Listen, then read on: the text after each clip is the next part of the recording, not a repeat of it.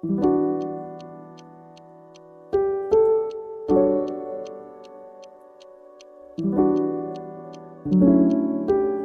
back to the deep dive.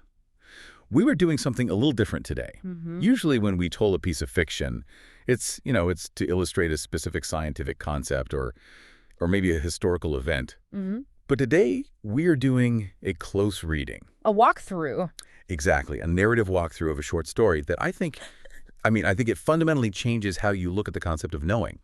It's a story that really, really stays with you. It's written by Isaac Asimov, titled The Last Answer. Right. And I think people hear Asimov and they immediately think, robots or the Three Laws, maybe the Galactic Empire. Big space operas, Yeah, ships, lasers, that sort of thing. exactly. But this is, well, it's none of that. This is a metaphysical thriller. That's a great way to put it. It's intimate, it's almost claustrophobic, and it's surprisingly terrifying. The premise is, on the surface, very simple, but it's heavy. We have a physicist, a man of absolute logic, Okay. who is explicitly an atheist. He dies. And then he wakes up and meets the creator. Which sounds like the setup for a joke, doesn't it? An atheist walks into the afterlife. It does. It really does. But Asimov isn't writing a joke, and he's definitely not writing a religious tract to say, gotcha, you should have believed. Yeah. He's doing something much, much more interesting. He's using this whole setup to explore the ultimate burden of intelligence. I mean, the mission of this deep dive really is to figure out what happens when you know everything. Or maybe more accurately, what happens when you have eternity to think, but nothing left to learn. That's the core of it. What is the burden of forever? It's a philosophical horror story disguised as sci-fi.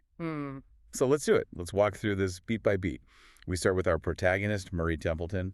What do we need to know about him? Asimov paints a very, very specific picture of Murray. He's 45 years old. Yeah, prime of his life. Exactly. He's a physicist, which is crucial because it defines how he processes information. It's all through data, observation, and, cold, hard logic. He's not a guy who runs on vibes or feelings. Not at all. And the text makes a point to say he is in perfect health, except for one tiny flaw. His coronary artery. His coronary arteries. It's that classic human fragility, isn't it? You can have this brilliant mind, a seemingly perfect life, and then a tiny biological valve fails, and it's lights out. And his atheism, that isn't just a casual detail, is it? It's central to his whole character. Oh, it's the lens through which he views the entire world. He believes the universe is a machine. It runs on laws, gravity, thermodynamics, entropy. There is no driver, no ghost in the machine. So for him, when you die, you expect nothing. Zero. Null. The end of consciousness. Full stop. Okay, so let's get to that moment, the inciting incident, the death of Murray Templeton. Asimov doesn't gloss over this at all. No, and the description is fascinating because it's so clinical yet incredibly vivid. It's not a dramatic movie death with a final speech or anything. And last words. No, the pain just comes on suddenly, it hits an unbearable peak, and then just ebbs away. He describes it like a tide going out. That's the exact phrase. The pain vanishes, and it's replaced by a gathering peace. I was really struck by the sensory shift there. Murray feels a giddy lightness. He feels like he's physically lifting up into the air. And for a split second, his physicist brain must be screaming, okay, hallucination, dying brain firing off random chemicals. That would be the only logical assumption, right? Yeah. That's the hypothesis. But then he opens his eyes, or what he perceives to be his eyes, and the data just doesn't match. He's not in his body anymore. He's hovering in the air, looking down, and he sees his own body. The classic out-of-body experience. Classic. He sees his body sprawled across the laboratory desk. Yeah. And he sees the others, his colleagues. Yeah, and they're panicking. They are frantic. They're shouting. They're trying to revive him. And the contrast here is just, it's so key to the story. They are in agony in the chaos of sudden death. But Murray, he feels, and this is a quote, distinct amusement. That dissociation is really common in these kinds of accounts. But for Murray, it's almost, arrogant. He's watching them freak out and sort of thinking, why all the fuss? It's peace, but it's also distance. It's detachment. He realizes, that is my body down there. That contorted face is me. But he doesn't feel the connection anymore. He's an observer. He is now just a disembodied consciousness. And this is where we get the first real crack in his entire worldview. This is one of my favorite internal monologues in the whole story. He realizes he's still thinking, still existing. And his reaction isn't fear or awe. It's embarrassment. It's total, utter humiliation. He thinks, and I'm paraphrasing here, miracle of miracles, the life after life nuts were right. That is such a physicist reaction. It's not, oh my God, it's my calculations were wrong. I failed the exam. He feels like he flunked the final test of existence. He was so sure, so scientifically certain that death was the end, and here he is, the primary evidence proving himself wrong. But, and this is important, the peace he feels is so overwhelming that he can't really muster up true anger or fear yet. Not yet. He just accepts the new data. Okay, hypothesis failed. I am dead, yet I exist. New problem. Then the scene changes. The laboratory starts to fade out. His colleagues, his body, the earth, it all just dissolves into darkness. And then something else arrives. A light. It starts as this warm glow, and it's vaguely human in shape, radiating this intense warmth. And Murray, despite all his logic, he just falls back on cultural osmosis. He's seen the movies. He has. He immediately thinks, what a joke on me, I'm going to heaven. He assumes the standard narrative is kicking in. Light, warmth, heaven. He's probably waiting for St. Peter to show up at a gate. But the light fades, the visual stimulus goes away. What remains is just the warmth and a presence, a voice. And this is first contact. This is it. Murray is alone in the universe with this entity. And the voice speaks. But it doesn't say, welcome to the kingdom, or well done, good and faithful servant. It says something much, much stranger. It says, I have done this so often, and yet I still have the capacity to be pleased at success. Pleased at success. That sounds so technical. It does. Like a craftsman looking at a chair he just built and saying, yep, the joints are good. Or a scientist looking at a successful culture growing in a Petri dish. This one worked. It immediately establishes the dynamic. This is not a loving father greeting a long-lost son. No. This is a creator assessing a specimen. Precisely. So Murray tries to respond, and this is where we get a bit of that body horror, or I guess lack of body horror. He realizes he has no mouth, no tongue, no lungs. But he feels the urge to speak. He has the thought, and he finds he can push the concept out. He contracts something. He doesn't know what mental muscle he's using, but it works. And his voice just projects. Infinitely clear and recognizable as his own. So he asks the first, most obvious question. Is this heaven? And the voice just replies, this is no place as you understand place. Which is such a non-answer. Yeah. A non-denial denial. So Murray decides to just go for it. He asks, pardon me if I sound like a jackass. Are you God? I have to pause on that line. Pardon me if I sound like a jackass. It's so perfectly married. It is. But it also shows a slight hesitation, doesn't it? He's an atheist. He's spent his life mocking the idea of God. Now he's potentially talking to God. He's creating a little buffer, apologizing for his own skepticism, just in case. Just in case there's a lightning bolt with his name on it waiting. Exactly. But the voice isn't offended. This is a key character trait of the voice. It is amused, it's calm, it replies, there is no answer I can give that you would comprehend. I am. Which is all that I can say significantly. I am. That's straight out of the burning bush story. That's from Exodus. It is, but notice the tone. It's not thundering from a mountaintop. Asimov writes that it's distinctly pleased with itself. Smug almost. A little bit. It's basically saying, I have existence, I am the baseline. Any other label you try to put on me is just you trying to make your small brain understand something that's way too big for it. So Murray kind of has to accept that he is talking to the creator, but then he looks at himself. If that is God, what is he? Is he a soul? A ghost? And he starts getting anxious. The fear starts creeping in. Yeah. He wonders if he should be using titles like Your Grace or Holy One. That's the fear of the power dynamic kicking in. He's thinking, am I going to be punished for being an atheist my whole life? Do I need to start groveling now? But his sarcastic nature it prevents him. He physically or mentally can't bring himself to use those religious titles. And the voice cuts right through that anxiety. It doesn't care about titles. It starts explaining what Murray is. And this explanation is so important because it just strips away all the mysticism. Right. This is where Asimov the scientist really steps in. The voice doesn't say, you are a spirit or you are an immortal soul. It says Murray is a nexus of electromagnetic forces. Let's unpack that for a second. A nexus of electromagnetic forces. Think of it this way. In Asimov's view here, your consciousness isn't magic. It's a pattern. It's the specific arrangement of neurons and the electrical signals firing between them in your brain. The connectome. Exactly. So the voices essentially scanned Murray's brain at the precise moment of death and replicated that exact pattern using electromagnetic fields instead of, squishy biological tissue. So it's like porting software to new hardware or uploading your consciousness to the cloud. Precisely. Murray is the software. His body was the old, dying hardware. The voice has uploaded him to its own server, and that's why he still feels like Murray. He has his memories, his personality, his intricate way of thinking, because the pattern is identical. But the voice adds a terrifying caveat to this. It says, "There is nothing about you that is permanent except what I choose to make so." And that's the hook. That's the real gut punch. Murray didn't have an immortal soul by nature. Humans don't just go on automatically in this story's universe. So this was an act of creation. A deliberate act of construction. The voice built this nexus at the moment of death. Which means Murray only exists because the voice wants him to? He's not independent at all? He is entirely dependent. He's a file on the voice's hard drive, and the voice has admin privileges. So Murray, naturally, asks if this happens to everyone. Does everyone get uploaded? And here we see the elitism of the voice. It says, I could, of course, but I am pleased that I do not. There is pleasure in the selection. Pleasure in the selection. That is chilling. That sounds like he's part of a collection. A prize-winning butterfly. It does. It implies judgment, a curation. And the voice reveals that very, very few are chosen. The rest, the billions and billions of others, they just face oblivion. They cease to exist. They're just gone. Murray is shocked. And again, his default setting is this weird kind of humility. He says something like, I didn't think I was virtuous enough to be one of the elect. He assumes the criteria is moral, right?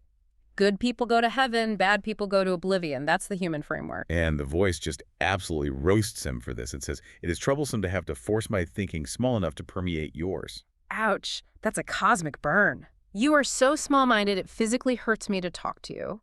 And the voice just dismisses the concept of virtue entirely. Yeah. It doesn't care if you were a saint or a sinner. It cares about one thing. Capacity. Capacity for what? Capacity for thought. Murray was chosen for his capacity for thought. So this afterlife is an intellectual meritocracy. The voice isn't collecting good people. It's collecting smart people. Specifically, thinkers. Yeah. Creative minds. And the scale is immense. The voice mentions it chooses quadrillions from all the intelligent species across the entire universe. Quadrillions. That number is just, it's impossible to visualize. And Murray, the physicist, he jumps on that logic. He asks, wait a minute, if you have quadrillions of these souls, these nexuses, and you're sitting here talking to me, are there others like you? Or do you just have a really, really good multitasking scheduler? He's trying to figure out the hierarchy. Is this a pantheon of gods? Is there committee? And the voice just shuts it down. This universe is mine, and mine alone. But Murray presses the point. How can you spend time with me if you're managing quadrillions of others? He's looking for the logical flaw. And the voice explains it is with everyone simultaneously, but Murray, ever the physicist, tries to trap the voice in a paradox. The classic one versus many problem. Right. He basically says, if you are with everyone, you are many. If you are alone, you are one. Which is it. You can't be both. He's trying to use logic to corner God. It's a bold move. Very bold. And the voice uses this amazing analogy to explain why Murray's logic is just too small for the problem.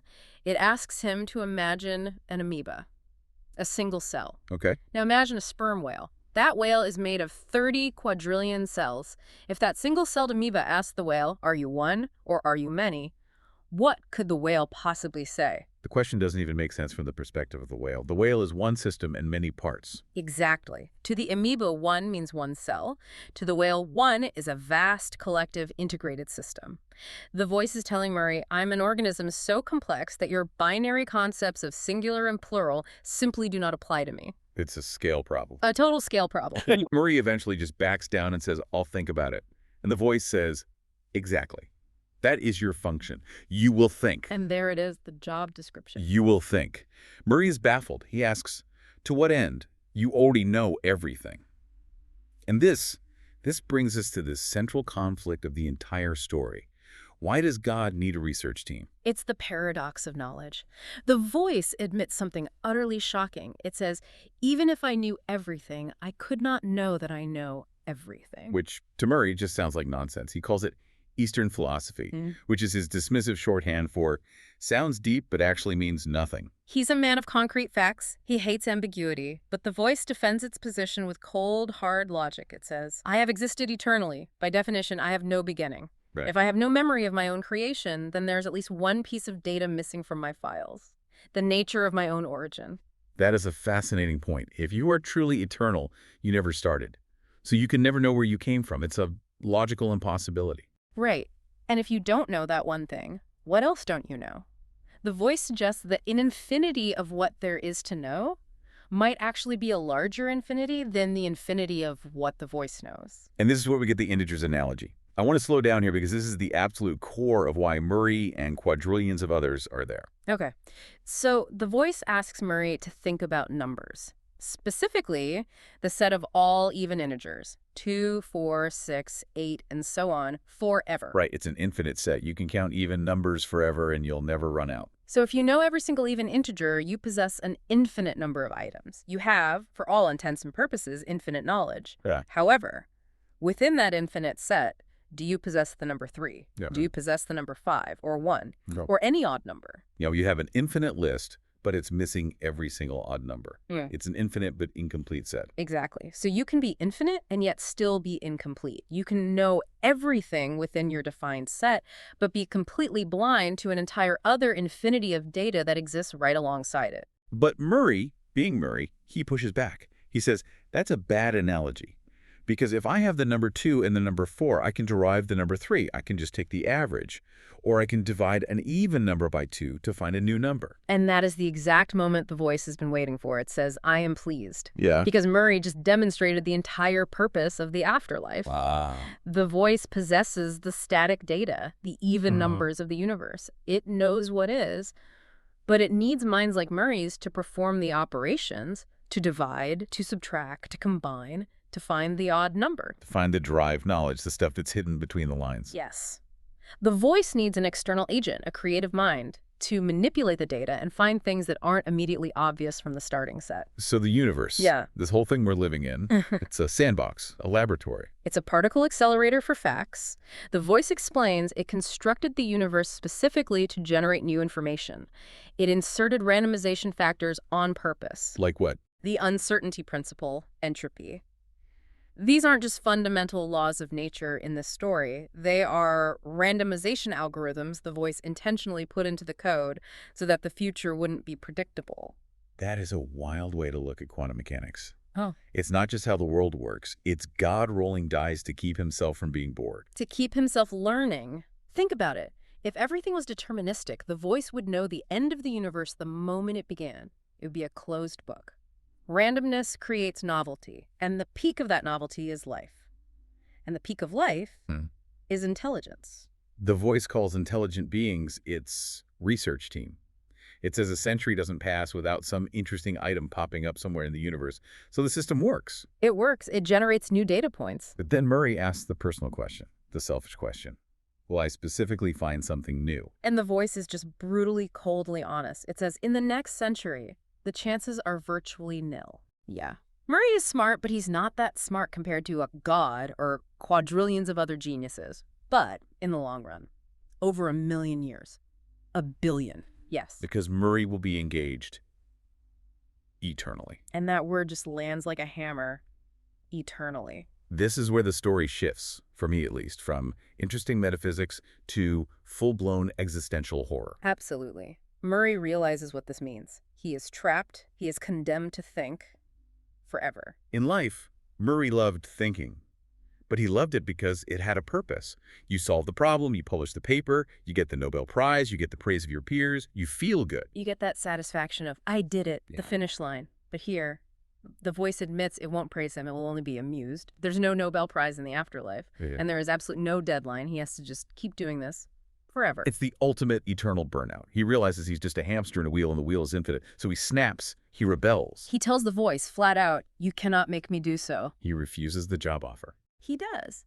But the voice points out the fundamental trap of his new existence. Murray is a nexus of thought. That is his physiology now. He literally cannot stop thinking. It would be like trying to tell your own heart to stop beating by sheer willpower. He doesn't know how not to think. He's a machine built for one single purpose, Yeah. and he can't turn himself off. So Murray gets desperate. He decides, fine, if I have to think, I'm going to give myself a goal. I will invent my own purpose. And this is the first rebellion. He decides to commit suicide. Which sounds incredibly dark, but in this context, it's an act of extreme defiance. It's the only way he can see to regain some control. He decides he will use all of his thinking capacity to analyze his own electromagnetic structure and find a way to disrupt it, to crash his own program. He wants to find the self-destruct sequence. He says, I do not want to exist forever just to amuse you. Destroying himself would amuse him. It would be his own private victory. And the voice's reaction is just so dismissive. It says, I have no objection. Go ahead, try. Go ahead. Why would it say that? Why would it let him? Because even the process of figuring out how to kill himself might produce new knowledge, a new odd number. The voice is going to harvest the data from his suicide attempt. But then it drops the real horror. It gets worse. Oh, it gets much worse. It says, if you succeed in disrupting yourself, I will simply reconstruct you. Oh, no. And it adds, I will reconstruct you with the method of suicide eliminated. It will patch the bug. It will close the vulnerability he found. So if Murray spends a billion years figuring out how to delete himself, the voice just hits undo, fixes the hole, and says, try again. Exactly. It becomes a game that Murray can never, ever win. Murray finds a way out, the voice blocks it. Murray finds another way, the voice blocks it. But Murray will exist eternally regardless. The voice ends it with, it is my will. That is terrifying. You can't even quit. You are forced to exist. So Murray asks, his voice quavering, is this hell? It's a valid question at this point. And the voice says, there is here neither heaven nor hell. There is only myself. Which is such a profound and chilling statement.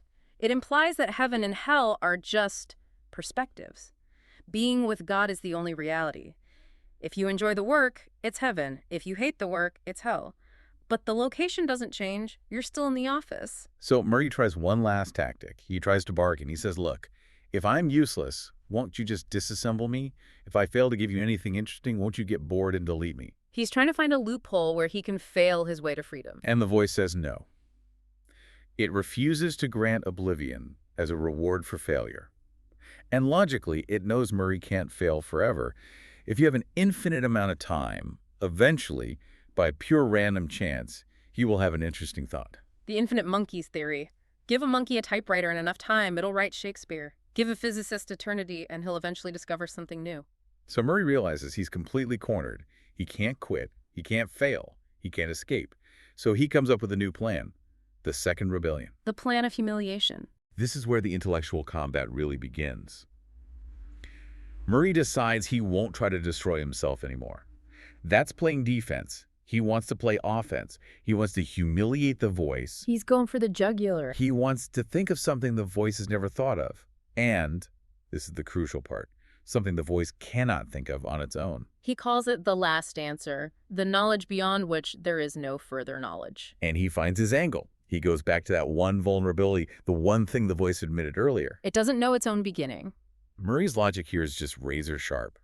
He thinks, if you don't know your beginning, you cannot know your end. Right. If you don't know where the rope starts, you can't possibly know where it ends. So Murray declares his new eternal purpose. He's going to find the voice's end. He says directly to it, I will destroy you if you do not destroy me first. It's the ultimate threat. It's deicide. I will think until I figure out how to kill God. And you'd expect the voice to be furious or threatened or to just, zap him into oblivion right there. No. Dare you, mortal. Exactly. Yeah. But the reaction is the big twist of the story. The voice just says, You come to that in rather less than average time. Less than average time. Wait, that implies... It implies that everyone tries this. Everyone gets to this point. The voice reveals that every single entity it has collected in this existence of perfect thought eventually arrives at this exact same ambition. Mm-hmm. It is the natural, inevitable progression of eternal, frustrated thought. Eventually, you turn on your creator. Murray is stunned. He says, I have all eternity to think of a way of destroying you. And the voice just says, then try to think of it, and it vanishes. It leaves him. It leaves Murray alone. Yeah. But here's the critical shift. Murray is no longer despairing. He is content. Content? He just threatened to assassinate the creator of the universe. He's content because he has a purpose. A real purpose, not just doing random math homework for the voice, but a goal that matters to him.